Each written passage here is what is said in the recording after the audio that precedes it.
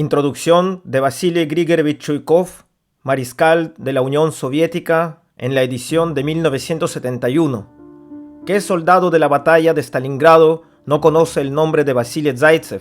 Sus glorias, acciones, fueron ejemplo de valor y habilidad militar tanto en los soldados que luchaban en Stalingrado como para los que combatían en otros frentes.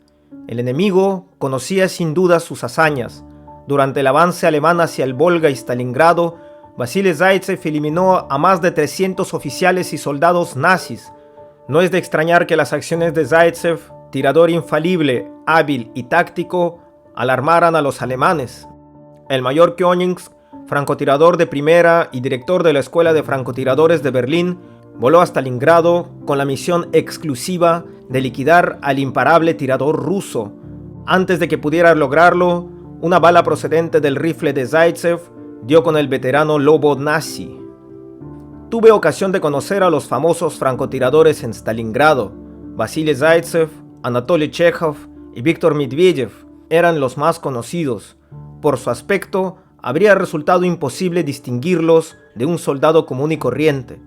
Tras cruzar unas primeras palabras con Vasily Zaytsev, me sorprendieron varias cosas: su modestia, la despaciosa elegancia de sus movimientos, su carácter excepcionalmente reposado y su atenta mirada. Estrechaba la mano con gran fuerza, apretando la palma como si fuera una tenaza. En ese primer encuentro, durante los días más difíciles de la defensa de la ciudad, Zaytsev me dijo: «No tenemos a dónde huir, para nosotros no hay tierra más allá del Volga». Una frase que se convirtió en un símbolo para todos los soldados del ejército número 62 que siempre la repetían. Gracias a su gran talento organizativo, Vasily Grigorievich fue puesto a la cabeza del grupo de francotiradores del ejército. Tuvo varios discípulos y todos ellos se convirtieron en francotiradores de primera clase. Los nazis caían por centenares y hasta miles a manos de las brigadas de Zaytsev y Medvedev. A menudo los aprendices de Zaytsev eran llamados la camada y los de Medvedev los osesnos. Casi un cuarto de siglo ha pasado desde entonces, y es una agradable sorpresa comprobar cómo hoy, en las páginas de este libro, el mismo Vasily Grigorievich Zaytsev le habla al lector de la competencia militar y lo invita a analizar los secretos del arte del francotirador. Soy de la opinión de que las reflexiones de Zaytsev contribuirán a la defensa moral de nuestra juventud, y no puedo sino recomendar a mis jóvenes compañeros, miembros de las Fuerzas Armadas, estudiantes de instituto y de la universidad, activistas de los derechos de los obreros en las fábricas y de los derechos de los campesinos, así como en el ejército, que se familiaricen con el coraje y la audacia de Vasily Grigorievich Zaytsev. Vasily Chuikov, mariscal de la Unión Soviética. Primera parte: infancia y juventud. Todo el mundo recuerda su infancia. Algunos rememoran aquellos días con amargura, otros con sentimiento y orgullo. ¡Ah, qué infancia la mía! Sin embargo, nunca he tenido ocasión de oír a nadie tratando de definir cuándo empieza o acaba la juventud. Por lo que a mí respecta, lo ignoro. ¿Por qué? Probablemente porque damos nuestros primeros pasos en el territorio de la infancia sin percatarnos, y sin que de ellos quede rastro en la memoria. Y porque el paso de la infancia a la juventud se produce de forma espontánea y pueril, sin una visión reflexiva sobre el mundo. No por nada, a los adolescentes los llamamos los niños mayores. Se hace difícil decir a qué edad empezamos a llamarnos así. En ocasiones, incluso nos encontramos con niños que ya han pasado los 20 años, aunque difícilmente se puede presumir a esa edad ser un niño. En mi recuerdo, el final de la infancia está marcado por las palabras de mi abuelo Andrei, que en un día me llevó con él a cazar. Tras ponerme un arco y unas flechas de fabricación casera en las manos, me dijo: «Dispara apuntando con firmeza y mira a los ojos de tu presa, ya no eres un chiquillo». A los niños les gusta jugar a ser mayores, pero aquello ya no era un juego. En los bosques habitan animales salvajes de verdad, bestias hábiles e inteligentes, no como en las fantasías. Supongamos que queremos echarle un vistazo a una cabra, para ver qué clase de orejas, de cuernos o de ojos tiene, Para ello hay que camuflarse de tal modo que el animal no nos reconozca, como si fuéramos un arbusto o una brizna de heno. Hay que permanecer inmóviles, sin respirar ni pestañear. Si lo que queremos es acercarnos a la madriguera de un conejo, tenemos que reptar en la dirección del viento para que bajo nuestro peso no cruja ninguna sola hebra de hierba. Debemos ser uno con el suelo, pegarnos a él como una hoja de arce y avanzar en silencio.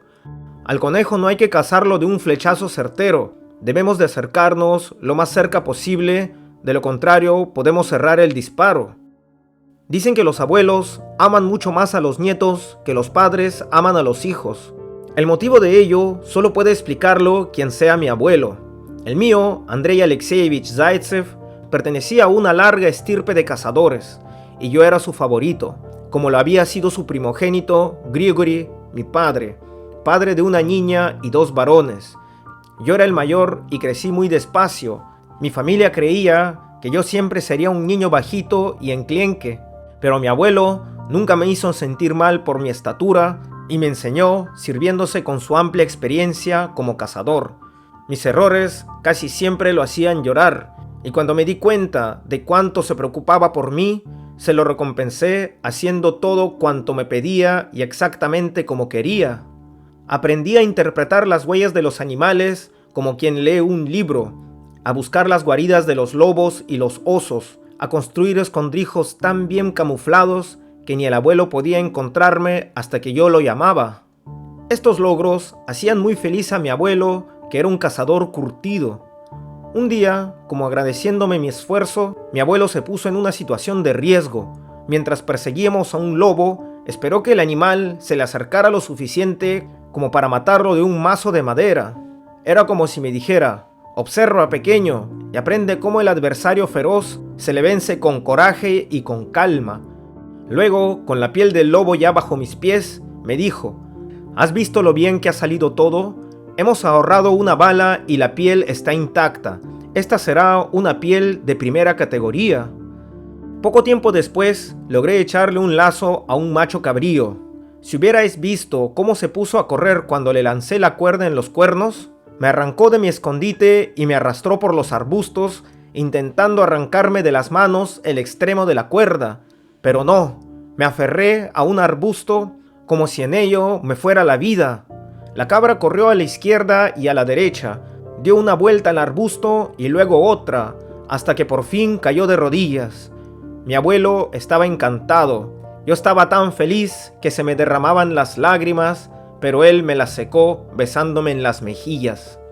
Al día siguiente, delante de mi padre, mi madre, mi abuela, mi hermana y mi hermano, el abuelo me regaló un arma, una escopeta de cañón único de calibre 20. Era un arma de fuego de verdad. Con ella iba un cinturón con cartuchos militares de postas y perdigones para cazar huragallos. Me puse en posición de firmes y el abuelo me la colgó al hombro. Yo era tan bajito que la culata de la escopeta tocaba el suelo, pero por lo menos ya no era un niño. A los niños no se les permitían tocar armas de verdad como esa. Por aquel entonces apenas tenía 12 años y de un día para el otro me había hecho mayor. Quien quisiera podía seguir llamándome un mocoso, pero ahora llevaba un arma en el hombro. Corría el año de 1927 y estábamos en casa de mi abuelo, a orillas del río Saram-Sakal, en la región de Yelenovskoye, Ural Bajo. Recuerdo que me hice adulto, o mejor dicho, me convertí en un cazador independiente. Mi padre, recordando sus días de soldados, a las órdenes del general Brusilov, me decía: usa cada bala con conciencia, Vasily. Aprende a disparar y no hierres nunca. Mi consejo te será muy útil, y no solo para cazar cuadrúpedos. Junto a la escopeta, mi abuelo también me había regalado su conocimiento del territorio, el amor a la naturaleza y su experiencia del mundo. A veces se sentaba sobre un tocón y mientras fumaba tabaco de cosecha propia con su pipa favorita, se quedaba mirando fijamente en un punto del suelo. Gracias a su paciencia aprendí a ser un cazador. Imagina que estás en el bosque persiguiendo a un animal, decía. Quítate el gorro para poder oír todo cuanto ocurre a tu alrededor. Escucha al bosque, el sonido de los árboles y el trino de los pájaros. Si las urracas hablan, es señal de que tienes compañía, algún animal grande, así que atento, busca un buen emplazamiento, guarda silencio y espera. El animal vendrá hacia ti. Échate totalmente inmóvil y no muevas ni un músculo. Antes de continuar, el abuelo daba una bocanada a la larga pipa. Cuando vuelvas de la cacería, asegúrate de llegar a casa después de que anochezca, para que nadie vea tus presas y así nunca se te suban los triunfos a la cabeza. Así te acordarás siempre de esforzarte más para la próxima vez. Mi abuelo sabía muy bien cómo inculcarnos sus convicciones. Las presas que cazábamos las llevábamos a una cabaña de cazadores. En nuestra casa había un pabellón de tamaño considerable que solo los hombres podíamos entrar en ella. Nuestra casa estaba dividida en dos partes, separadas por una pared de troncos. Todos dormíamos en una de las partes y reservábamos la otra para almacenar la carne. Durante el invierno, la zona del almacenamiento se llenaba con carne congelada. Del techo colgaban cientos de pájaros conservados por el frío. Mi abuelo, mi primo y yo dormíamos sobre unos bancos de madera cubiertas con pieles de lobos. Debajo de los bancos guardábamos las pieles de otros animales. También había una cama en la que mi abuelo se echaba una siesta durante el día. En vísperas de las fiestas religiosas, la regla que prohibía la entrada a las mujeres en el recinto en donde guardábamos la carne quedaba temporalmente derogada y toda la familia se reunía en nuestra casa. Mi abuelo tenía una serie de figuras y dioses a los que rendía culto. No creía en los santos ortodoxos rusos, ni en el dios que adoraba mi abuela, pero le permitía tener íconos en casa, de modo que en la familia coexistían ambas religiones. La fe de mi abuela decía: no matarás, no robarás, honrarás y obedecerás a tus mayores. Dios, en su gracia, lo ve todo desde los cielos. Según mi abuela, habíamos nacido para la vida eterna. Cuando el alma se separa del cuerpo, el cuerpo cumple penitencia, mientras que el alma vuela como una paloma para ser juzgada en el cielo. Allí todos tendremos que rendir cuentas de cómo hemos vivido y de los pecados que hemos cometido, mientras que nuestra vida en el otro mundo depende de cómo nos portemos en esta tierra. De lo que hagamos en nuestra vida terrenal dependerá si arderemos en el infierno o nos regocijaremos en el paraíso. Evidentemente, mi primo Maxim y yo intentábamos hacer siempre lo correcto para que nuestras almas fueran admitidas en el cielo. Mi abuelo, en cambio, veía las cosas de otra manera. Nadie vive dos veces, nos decía, ni los hombres ni los animales. Hoy, por ejemplo, habéis matado una cabra y la habéis desollado con mucha torpeza. Habéis estropeado la piel con dos grandes cortes. A veces mi abuelo se ponía furioso y se perdía en tonterías. Como volváis a hacerlo, os daré una tunda que cuando seáis tan viejos como yo, todavía se os verán las cicatrices. Mientras que Maxim y yo nos sentábamos en un rincón conteniendo el aliento, ya que conocíamos el carácter de mi abuelo, mientras que éste daba bocanadas a su pipa y volvía a las razones de su rechazo de las creencias religiosas de la abuela. Luego que habéis colgado la piel de la cabra y todos los pájaros del bosque han acudido a picotear la carne, ¿habéis visto el alma? Mientras que nosotros seguimos sentados en silencio, pestañeando como dos ratoncillos. En este momento, mi abuelo Andrei empezó a ponerse verdaderamente colérico. ¿Qué pasa con vosotros? ¿Os ha comido la lengua el gato? Esa alma de la que habla la gente, ¿alguna vez la habéis visto? Yo le decía que nunca la había visto. Bien, concluía el abuelo, si no la habéis visto, significa que no existe. Existen la piel, la carne y las entrañas. La piel está colgada allá afuera, la carne está en la sopa y los perros se han comido las entrañas para cenar. Así que recordad, muchachos, eso del espíritu es una patraña. No hay espíritus que temer. Un cazador de verdad no le teme a nada. Y como alguna vez vea miedo en vuestros ojos, os daré una buena zurra en el trasero. En ese momento, mi primo Maxim llevaba gafas y visqueaba todo el tiempo. Era 5 años mayor que yo, pero cuando peleábamos, yo nunca me dejaba ganar. Y si iba perdiendo, lo arañaba y lo mordía. Y entonces Maxim se retiraba. A mi abuelo le encantaba ver cómo me defendía. Ocurriera lo que ocurriera, yo siempre era el favorito de mi abuelo. En la familia, nadie más que él tenía derecho a castigarme. Si presumía, decía mentiras, me hacía el chivato o me portaba como un cobarde, entonces él me castigaba a correazos. En aquel entonces, mi hermana Polina solía quejarse de que apestábamos como animales, y tenía razón. En invierno pasábamos más tiempo en compañía de animales salvajes que con las personas. Nuestras manos, la cara, la ropa, las armas y las trampas, todo lo embadurnábamos con aceite de tejón.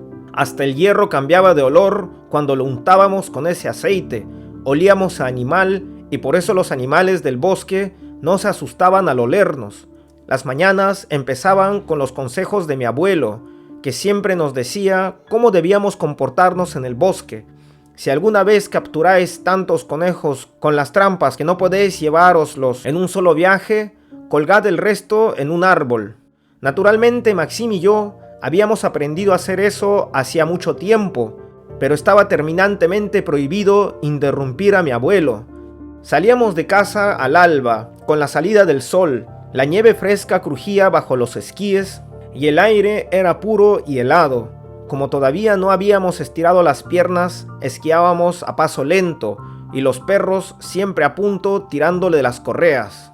Quería que los soltásemos, pero primero teníamos que comprobar las trampas, así que pasábamos todos los días por el mismo territorio una y otra vez. Una mañana, mientras comprobábamos las trampas, descubrimos que un lobo había caído en una de ellas y se la había llevado.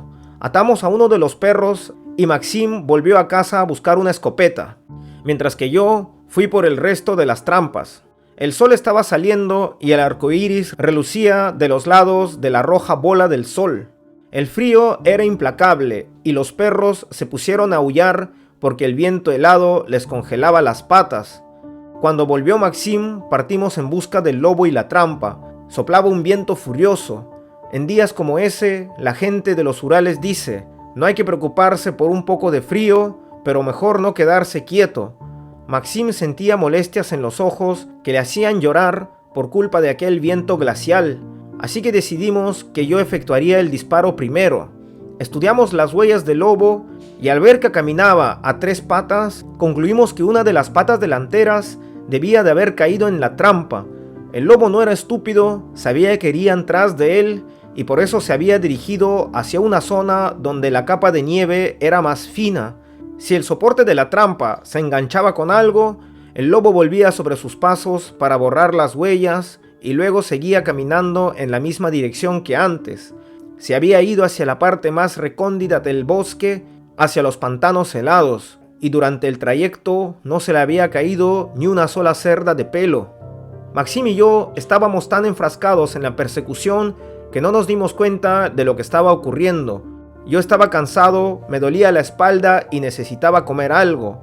Maxim sacó el hacha, hizo unas muescas en los árboles para no perdernos a la vuelta. Todavía no habíamos conseguido nada, y eso me desmoralizaba y me irritaba. Sin darme cuenta, nos apartamos del sendero. Los perros percibieron algo y de repente se pusieron a tirar de las correas. Los calmé y agarré la escopeta. Al menos de 50 pasos de mí, de pie entre unos arbustos, había una cabra montesa, y ésta se encontraba a espaldas de mí, lo que me impedía apuntar bien. Esperé que el animal se diera vuelta para tener un mejor ángulo, pero como para fastidiarme, se quedó quieto masticando la hierba que asomaba de entre la nieve. Apunté con cuidado y apreté del gatillo. La cabra dio un salto en el aire, corrió unos metros, se tambaleó y se cayó de rodillas. Solté los perros y corrí tras ellos empuñando el cuchillo. Cuando los perros alcanzaron a la cabra, le saltaron encima. El animal era fuerte y astuto y se defendía con los cuernos. Peleó valerosamente, pero estaba herido y no tenía escapatoria. No quería gastar una segunda bala, pero no tenía elección. No podía acercarme lo suficiente al animal como para usar el cuchillo, así que volví a disparar y esta vez le di en la cabeza y se desplomó en la nieve. Maxim había oído el furioso balido de la cabra y el ladrido de los perros y nos había encontrado, y este estaba impresionado por el tamaño de la cabra. «¡Cielos!», dijo animado. Ni entre los dos podríamos cargar una bestia así. La colgaremos de un árbol. Luego empezó a darme instrucciones. Despeja un poco el terreno. Esta noche tendremos que dormir aquí. Reúne toda la leña que puedas. Tenemos que mantener el fuego encendido toda la noche. Así que preparé el campamento. Recogí la leña y me puse un buen rato intentando de obtener una chispa con estaño y acero. Los frotaba uno contra el otro, pero tenía las manos humedecidas por el frío y en cada momento tenía que volver a empezar, hasta que por fin logré que se prendiera la yesca y la hoguera ardió en ganas, soltando rojas lenguas de fuego que bailaban sobre los leños encendidos. Para entonces, Maxim había terminado de desollar la cabra. Los primeros en saciar su apetito fueron nuestros amigos de 4 patas. Maxim les arrojó las vísceras, todavía húmedas, y luego, utilizando la banqueta para limpiar la escopeta como varilla, asamos la carne de la cabra. Ambos nos moríamos de hambre. Tras aquella suculenta cena, lo único que me apetecía era echarme a dormir. Me até las correas de los perros al cinturón, me tapé la cara con una gorra y me quedé dormido como si estuviera en casa. Maxim alimentó el fuego y se echó a mi lado, y a los 10 minutos ya estaba roncando. El campamento se sumió en un sueño apacible. Todos dormíamos profundamente, a excepción de Damka, la pequeña husky siberiana, que aunque se hizo un ovillo, mantuvo las orejas erguidas custodiando nuestro campamento. Dormíamos muy profundamente cuando Damka se puso a ladrar. En pocos segundos, Maxim, los perros y yo estábamos de pie y en alerta. A juzgar por la cantidad de leña que quedaba en el fuego, no habíamos dormido mucho. Maxim tomó un pedazo de leña ardiendo y la arrojó en la oscuridad. Saltaron las chispas rojas, pero no hubo respuesta. Los perros callaron. Me aparté del fuego para ver mejor en la oscuridad y a unos 100 metros, 2 pares de ojos parpadearon en mi dirección. ¡Lobos!, grité. «Habrán olido la barbacoa. Estás asustado», me dijo Maxim para molestarme. La pregunta ofendía mi orgullo. «Por supuesto que no», respondí. Su insinuación me había irritado, mientras que yo caminé hacia donde había visto esos ojos relucientes. Tenía que caminar despacio porque la nieve me llegaba a las rodillas. De pronto, una fuerza instintiva me dijo: «Detente, dispara». Levanté la escopeta y disparé. El disparo retumbó entre los árboles y los lobos desaparecieron. Me quité la gorra de piel y escuché atentamente, conteniendo la respiración, pero en el bosque reinaba el silencio absoluto. Volví a ponerme la gorra y regresé junto a la hoguera, mientras que Maxim estaba tranquilo, cortando un trozo de carne y pinchándolo en la varilla para ponerlo después al fuego. El fuego se había convertido en un montón de rescoldos. Me pregunté por qué Maxim no me preguntaba si le había dado alguno de los lobos, aunque en realidad no había motivo de duda. Después de todo, había sido un disparo al azar que en plena oscuridad, por fuerza, tenía que haber fallado, y pensando en esto, volví a dormirme. A la mañana siguiente, Maxim me despertó, dándome golpes en el costado. «¡Arriba, cazador! ¡Hora de desayunar!». Mientras Maxim cocinaba, decidí echar un vistazo hacia el lugar donde había disparado la noche anterior. «¿A dónde demonios vas?», preguntó Maxim. «Quiero ver cuántos lobos había ahí», respondí. «Muy bien», dijo, «pero vuelve antes de que se enfríe el desayuno». En la nieve se veían huellas de lobo mezcladas con sangre. Al principio no podía creer lo que veía, pero a medida que fui siguiendo las huellas, se despejaron mis dudas. El disparo había dado en el blanco. Después, Maxim se acercó corriendo, casi sin aliento. «¿Entonces qué? ¿Le diste? Ven, echemos un vistazo». Desde donde yo estaba, parecía que el miope Maxim seguía el rastro con el olfato más que con la vista. Entonces se enderezó y me miró sorprendido como si fuera una aparición. «Buen trabajo, primo. Ese lobo no irá muy lejos». Subimos una cuesta, siguiendo el reguero de sangre. Cuando llegamos a lo alto de la cuesta, vimos al lobo. Era viejo y sangraba por el pecho. Estaba tendido e inmóvil. Por seguridad, Maxim soltó a los perros antes de acercarnos al animal herido. Damka se puso a darle vueltas ladrando, pero el perro no reaccionaba. Maxim agarró un palo y lo golpeó en el hocico con toda su fuerza. El animal dio una sacudida y quedó tendido del todo. Faltaba encontrar al otro lobo, el que había caído en la trampa. Soltamos a los perros y en cuestión de un par de minutos empezamos a oír ladridos. Al principio creíamos que los perros estaban peleándose con una manada de lobos. Los perros nos estaban llamando como pidiéndonos que fuéramos a ayudarlos. Así que corrimos. Maxime tenía las piernas más largas y llegó primero. Cuando me acerqué, no pude creer lo que habían visto mis ojos. Maxime tenía en una mano una cuerda cuyo extremo se perdía en el interior de una madriguera. ¿Qué puede significar esto?, pregunté. Es la cuerda de la trampa. El lobo se ha escondido en la madriguera con la trampa en la pata. Lo haremos salir con humo. Al cabo de media hora, el lobo estaba tendido a nuestros pies. Lo matamos sin la escopeta, sin malgastar balas y sin dañar la madriguera. Lo hicimos todo tal y como nuestro abuelo nos lo había enseñado. Después volvimos a casa con el botín, 2 pieles de lobo, una docena de conejos y un lobezno que los perros habían cazado solos. Curiosamente, nadie de la familia, ni mi abuelo, ni mi padre, ni mi madre, ni mi abuela, ni mi hermana, pareció sorprenderse en lo más mínimo. Para ellos, nuestra aventura no había sido más que otro episodio en la vida de los cazadores. Habíamos pasado la noche entera en el bosque, bajo un frío glacial, habíamos matado 2 lobos y habíamos vuelto a casa. Nada extraordinario. A pesar que uno de los cazadores era un pequeño alfeñique, era un buen tirador, y eso bastaba para considerarlo un cazador. Y así fue como, sin darme cuenta, con una escopeta al hombro, traspuse el umbral que separaba la infancia de la juventud. Había aprendido el arte de rastrear el territorio y con el tiempo esa habilidad me serviría para luchar contra esos otros depredadores bípedos que llegaron sin que nadie se los pidiera a invadir nuestra nación. Quiero invitarles a todos a inscribirse a mi canal de Telegram, ya que la censura no me permite mostrar cierto contenido visual que me gustaría compartir con todos. Por eso les invito a inscribirse a mi canal de Telegram para poder recibir las noticias en primera instancia de este canal.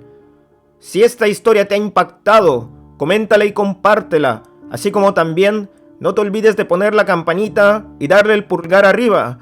Yo soy Alex Star y esta ha sido otra historia real del Frente Oriental en la Segunda Guerra Mundial.